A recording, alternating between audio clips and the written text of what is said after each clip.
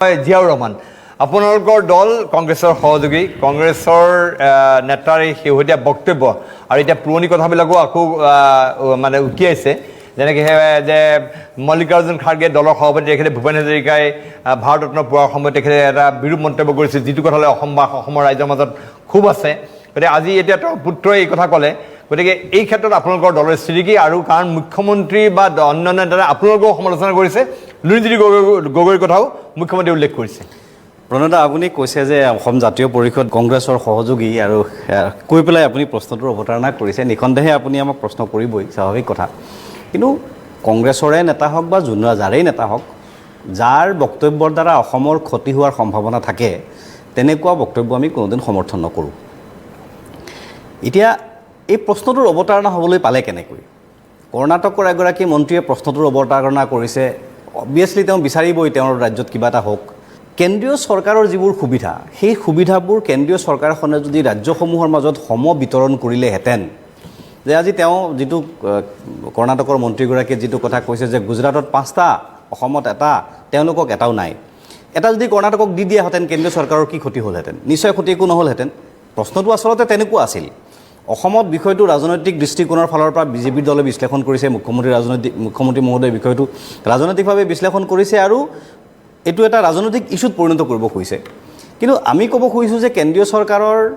যিবোৰ সুবিধা এই সুবিধাবোৰ সকলো ৰাজ্যৰ মাজত সমানুপাতিকভাৱে বণ্টন হ'ব লাগে যাতে এনেকুৱা ধৰণৰ বৈষম্য সৃষ্টি হ'বলৈ নাপায় এনেকুৱা ধৰণৰ বৈষম্যৰ কাৰণেইতো আমি আজি বহুত পিছ পৰি আছোঁ ভাৰতবৰ্ষৰ অন্যান্য ৰাজ্যসমূহে আজি গুজৰাটত 5টা দিলে অসমক 2টা কিয় দিব নোৱাৰিলে 4টা দিছে চাৰিটা দিলে অসমক 2টা কিয় দিব নোৱাৰিলে আমি 3টা কিয় পাব নোৱাৰিলোঁ কথাটো এনেকুৱা অন্যান্য বহুত কেন্দ্ৰীয় চৰকাৰৰ সুবিধা আছে জাষ্ট 2টা বাক্যত শেষ নাই কিন্তু মই এই কথা জানিব বিচাৰিছোঁ যে এই যে ছেমিকণ্ডাক্টৰ প্ৰকল্প দেশৰ অন্য অংশত নহয় অসমত হ'ল এইটো বিজেপি এটা ডাঙৰ কৃতিত্ব বুলি দাবী কৰিছে ইয়াত কি ক'বলৈ আছে যে নিঃসন্দেহে এটা ডাঙৰ প্ৰকল্প হৈছে এইটো কথা আপুনি আদৰণি জনাব নিঃসন্দেহে এইটো ভাল কাম আমি অপেক্ষা কৰিম যিদিনাখন এইটো কমিশ্যন হ'ব তেওঁলোকে বনাম বুলি কৈছে কেতিয়ালৈকে বনে নবনে কাৰণ বিজেপি দলে আনকি ভাৰতবৰ্ষৰ স্বয়ং প্ৰধানমন্ত্ৰী ডাঙৰীয়াই কৈছিলে যে জাগিৰোড আৰু 5 গ্ৰামৰ কাগজ কল আমি পুনৰুজ্জীৱিত কৰিম নকৰিলে গতিকে তেওঁলোকে দিয়া প্ৰতিশ্ৰুতি কাৰ্যত ৰূপায়িত নোহোৱাৰ আমি অসংখ্য উদাহৰণ দেখিছোঁ এইটো যে কাৰ্যত হ'ব নে নহ'ব আমি এতিয়ালৈকে নাজানো গতিকে আমি আশা কৰিছোঁ আমাৰ সহযোগিতা আছে সমৰ্থন আছে আপোনালোকে কৰক আমি আপোনালোকৰ লগত আছোঁ যিদিনাখন কমিশ্যন হ'ব সেইদিনাখন আমি তেওঁলোকক অভিনন্দন জনাব পাৰোঁ জিয়াউৰ ৰহমান আপোনালোকে আকৌ এবাৰ সেই প্ৰশ্ন যে আপোনালোকে সহযোগী দল কিন্তু আপোনালোকৰ ফালৰ পৰা কোনো স্পষ্ট বক্তব্য দিয়া নাই কংগ্ৰেছে দুই এটা বক্তব্য তেওঁলোকে দিছে কিন্তু আনুষ্ঠানিকভাৱে কোনো সংবাদমেল পাতি যে খাৰ্গে এই বক্তব্যৰ বিৰোধিতা কৰিছে আপোনালোকে অসম প্ৰেমী বুলি কৈ আছে অসমৰ স্বাৰ্থৰ কথা কৈ আছে এই ক্ষেত্ৰত কিন্তু আপোনালোকে মাত মাতিব লাগিছিল মই কথাটো কওঁ আপুনি কৈছে যে আমি মাত মাতিব লাগে আমি মাতি আছোঁ আৰু এইটো ইমান ডাঙৰ বিষয় বুলিও আমি ভবা নাই কোনোবা এজনে এটা মন্তব্য দিছে এজন মানুহৰ মন্তব্য অন্য মানুহ নহয় মানুহজন হ'ল কংগ্ৰেছ সভাপতিৰ পুত্ৰ কথাটো সেইটো তাৰ লগতে বিজেপিয়ে ৰাজনীতিটো ক'ত কৰিছে এই একেটা বক্তব্য অন্য কোনোবা এজন মানুহে দিয়া হ'লে হয়তো ইমান গুৰুত্ব বিজেপিয়ে নিদিলেহেঁতেন এই মানুহজন হৈছে কংগ্ৰেছৰ মানে ৰাষ্ট্ৰীয় সভাপতিৰ পুত্ৰ কাৰণে বিষয়টো ৰাজনীতিকৰণ কৰিছে আমি ৰাজনীতিকৰণ কৰা আৰু বিজেপিয়ে পতা জালত আমি ভৰি দিব খোজা নাই আমাৰ কথাটো হৈছে আজি ভাৰতবৰ্ষৰ উচ্চতম ন্যায়ালয়ে কচুতলিৰ উচ্ছেদত নিষেধাজ্ঞা আৰোপ কৰিছে আজি দেখিছোঁ এই মানে কৰ্ণাটকৰ ইছ্যুটোক লৈ পেলাই চাৰিজন মন্ত্ৰী বস্তু ঠিক নিষেধাজ্ঞা বুলি কোৱা নাই স্থিতাৱস্থা বাহাল মানে যি অৱস্থাত আছে তাৰমানে এইটো বন্ধই ঠিক আছে এনিৱেজ এতিয়া কথাটো হ'ল আজি দেখিছোঁ কৰ্ণাটকৰ বিষয়টোক লৈ পেলাই 4গৰাকী কেবিনেট মন্ত্ৰী অসমৰ মাননীয় মুখ্যমন্ত্ৰী 5গৰাকী হ'ল আৰু অন্ততঃ 4-5গৰাকী বিজেপিৰ ডাঙৰ নেতাই মোটামুটি 8-10গৰাকী বিজেপিৰ নেতাই এই বিষয়টোৰ ওপৰত বক্তব্য প্ৰদান কৰিছে আমাৰ প্ৰশ্নটো হ'ল সুপ্ৰিম কোৰ্ট অফ ইণ্ডিয়াই কচুতলিৰ উচ্ছেদ সম্পৰ্কত কোৱা সম্পৰ্কত আজি বিজেপি দল মুখ্যমন্ত্ৰী বিজেপি দলৰ নেতাসকল মন্ত্ৰীসকল মৌন কিয় 1.5 লাখ কোটিতকৈ কালি 500 কিমান কোটি টকা ঋণ লৈছে কালি নে পৰহি ঋণ লৈ অসমৰ অৰ্থনৈতিক মানে ঋণৰ বোজা বাঢ়ি গৈ আছে আজি 4-5 দিন আগতে এসপ্তাহ আগতে ভাৰতবৰ্ষৰ প্ৰধানমন্ত্ৰীৰ অৰ্থনৈতিক উপদেষ্টা পৰিষদে যিখন প্ৰতিবেদন দিছে সেই প্ৰতিবেদনত কৈছে যে অৰ্থনৈতিক উন্নয়নৰ দিশত ভাৰতবৰ্ষৰ আটাইতকৈ বেয়া অৱস্থা অসমৰ ভাৰতবৰ্ষই কেন্দ্ৰীয় মানে আমাৰ কেন্দ্ৰীয় কৰৰ শ্বেয়াৰ প্ৰপাৰলি পোৱা নাই তাৰ কাৰণে আমি অৰ্থ মই শেষ কৰি লওঁ মই কৈ লওঁ এই কথাবিলাকৰ পৰা আমি আমাৰ কথালৈ কৰ্ণাটকৰ মন্ত্ৰীয়ে কি কৈছে কৈ থাকক কিন্তু আপোনালোকে এটা স্থিতি স্পষ্ট কৰিব লাগিছিল যে এইটো অসম বিৰোধী এটা যিটো অদীপ কুমাৰ ফুকন ডাঙৰীয়াই ক'লে অদীপ কুমাৰ ফুকন ডাঙৰীয়াই সদায় চৰকাৰৰ স্থিতিৰ বিৰোধিতাই কৰি আছে মই আপোনাক কৈ আছো আজি কংগ্ৰেছৰ স্থিতিৰ এক প্ৰকাৰ তেওঁলোকে সমালোচনা আপুনি মোক কমপ্লিট কৰি দিয়ক মই আপোনাক আৰম্ভণিতেই কৈছো যে অসমৰ ক্ষতি হ'ব পৰা বক্তব্য সেয়া লাগিলে মল্লিকাৰ্জুন খৰ্গে ডাঙৰীয়াৰ পুত্ৰই দিয়ক বা মোৰ পুত্ৰই দিয়ক যোনেই দিয়ক তেনেকুৱা বক্তব্যক আমি মুঠেই সমৰ্থন নকৰোঁ কিন্তু আমি কৈছোঁ কি প্ৰিয়াংক খাৰ্গেৰ যিটো বক্তব্য সেই বক্তব্যটো এইটো ইংৰাজী ভাষাত এইটো মই আপোনাৰ দৰ্শকৰ সময় নষ্ট কৰিব খোজা নাই যিকোনো মানুহে টুইটাৰত উলিয়াই লৈ পঢ়ি ল'লে হ'ল ইয়াত আচলতে অসমত ছেমিকণ্ডাক্টৰ স্থাপনৰ বিৰোধিতা কৰিছে বুলি যিটো বক্তব্য সেই বক্তব্যটো ছাপোৰ্ট কৰিব পৰা কোনো কথা ইয়াত নাই সেইকাৰণে আমি এই জালখনত ভৰি দিব খোজা নাই আমি ক'ব খুজিছোঁ যে অসমৰ যিবোৰ জ্বলন্ত সমস্যা 52 লাখ মানুহে জব কাৰ্ড লৈ বহি আছে কাম পোৱা নাই অজস্ৰ এটা দুটা নহয় অজস্ৰ ইস্যু আছে এই কথাবিলাকৰ ওপৰত ৰাজ্য চৰকাৰৰ কোনো এক্টিভিটি নাই 50টাতকৈ বেছি ডিপাৰ্টমেণ্ট অসমৰ মন্ত্ৰীসকল চৰকাৰী কাৰ্যালয়লৈ নাযায় দিছপুৰৰ মন্ত্ৰীৰ চেম্বাৰত বহি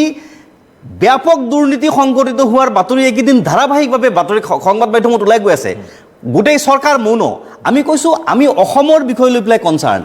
এই কথাবিলাকৰ উত্তৰ বিজেপি দলে কি দিব বিজেপিৰ চৰকাৰে কি দিব এই কথাটোক লৈ পেলাইহে আমি কথা পাতিব খুজিছোঁ আচলতে কৰ্ণাটকৰ মন্ত্ৰী এজনে কিবা এটা লাগিলে ইৰৰিলিভেণ্ট কথাই কওক সেই কথাটোক লৈ পেলাই আমি ইমান আমাৰ সময় নষ্ট কৰিব খোজা নাই এতিয়া এই কথাটো আপুনি কি কয় যে চৰকাৰে দাবী কৰিছে যে এডিআৰ যিটো পৰীক্ষা পাতিলে সুচাৰুৰূপে সম্পন্ন কৰিলে মই আৰু তাৰ লগতে আজি তেওঁলোকে কৈছে যে 25,000ৰ অধিক যুৱকক তেওঁলোকে 75,000কৈ টকা দি তেওঁলোকক উদ্যমী কৰিব বিচাৰিছে চৰকাৰৰ এই প্ৰচেষ্টাৰ আপোনালোকে কি বুলি ক'ব প্ৰণয়দা চৰকাৰে মানুহক টকা দিয়া মানে বিভিন্ন মানে হিতাধিকাৰীক টকা দিয়া বেংকৰ ঋণ দিয়াৰ এইটো আজি প্ৰথম ঘটনা নেকি ভাৰতবৰ্ষ স্বাধীন হোৱাৰ পিছৰ পৰা প্ৰতি বছৰ এনেকৈ দি থকা হৈছে এইটো মই বেংকত গৈ এপ্লাই কৰিছোঁ বেংকে মোক দিব এই চৰকাৰে নতুন এটা ফৰ্মুলা উলিয়ালে বেংকে মানুহক ডাইৰেক্ট নিদিব সকলোকে আমি খানা পাৰলৈ মাতিম ডাঙৰ মিটিং পাতিম একাউণ্টত দিম আৰু আমি ইভেণ্ট পাতি পেলাই ডিষ্ট্ৰিবিউট কৰিম এইটো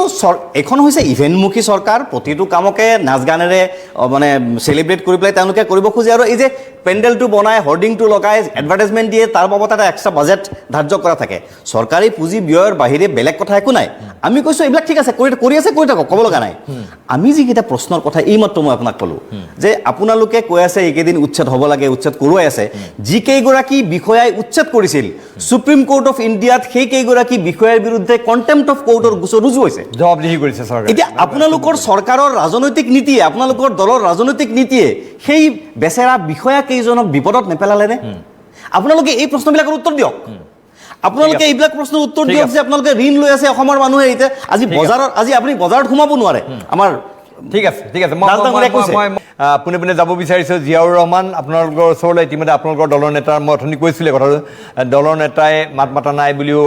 মুখ্যমন্ত্ৰীয়ে প্ৰশ্ন উত্থাপন কৰিছে এতিয়া আপোনালোকে এই বিষয় লৈ এই প্ৰসংগলৈ আপোনালোকৰ স্থিতি ৰাজহুৱা কৰিব নেকি আৰু এই কথাত আমি দেখিবলৈ পাইছোঁ বিজেপিয়ে নিঃসন্দেহে তেওঁলোকে এটা ৰাজনৈতিক মুনাফা আদায় কৰিবলৈ যৎপূৰ্ণ চেষ্টা চলাইছে কিন্তু তাৰ কাউণ্টাৰ আপোনালোকে কেনেকৈ দিব প্ৰণয়দা মই আপোনাক আৰম্ভণিতে কৈছোঁ যে এনেকুৱা ধৰণৰ বক্তব্য আমি সমৰ্থন নকৰোঁ আপোনাক মই আৰম্ভণিতে কৈছোঁ আৰু মই দলৰ মুখপাত্ৰ মই দলৰ সম্পাদক গতিকে মই টিভিত বহি এনেকুৱা এটা কথা কৈ দিয়া মানে এইটো দলৰ বক্তব্য গতিকে আমি দলে ইয়াৰ সম্পৰ্কত মন্তব্য দিয়া নাই বুলি কোৱাটো শুদ্ধ নহ'ব কিন্তু যিহেতু আমি এটা ৰাজনৈতিক দল আৰু মুখ্যমন্ত্ৰী মহোদয় আমি দেখিছোঁ ৰাজনীতি কৰিছে বিজেপি ৰাজনীতি কৰিছে মুখ্যমন্ত্ৰীৰ বিজেপি দলৰ যদি আমি ৰাজনৈতিক যোৱা দিনৰ ইতিহাস আমি বিশ্লেষণ কৰোঁ আপুনি চাব হিমন্ত বিশ্ব শৰ্মা ডাঙৰীয়াই প্ৰতি 15 দিনৰ মূৰে এটা বিষয় ৰাজহুৱা মঞ্চলৈ অপ্ৰাসংগিক বিষয়টোক প্ৰাসংগিক কৰি উলিয়াই দিয়ে যাতে দৰকাৰী বিষয়বোৰ যিবোৰ জনজীৱনৰ